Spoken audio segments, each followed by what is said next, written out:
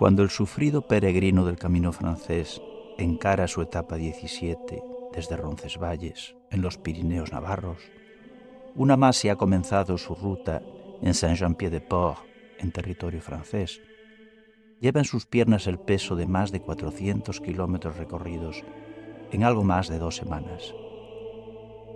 Las infinitas llanuras de la meseta burgalesa y palentina tal vez hayan hecho mella en su físico y en su ánimo.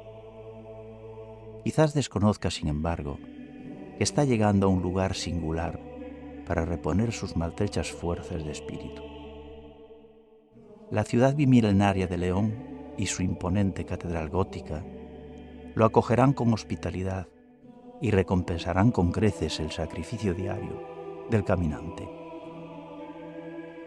El sublime entramado gótico de la catedral orienta su pórtico hacia Jerusalén, mientras que los 1800 metros cuadrados de vidrieras iluminan su interior con una amalgama de luces y colores nunca vistos en otro templo del camino.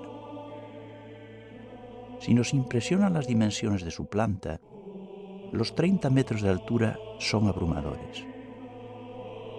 Esta joya de la arquitectura medieval, iniciada en el siglo XIII, es apodada la Pulcra Leonina por su grandeza y elegancia.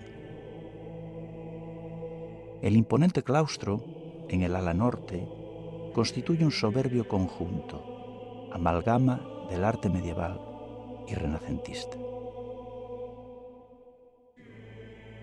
Entremos en el interior del templo y disfrutemos en silencio de la magia de su belleza.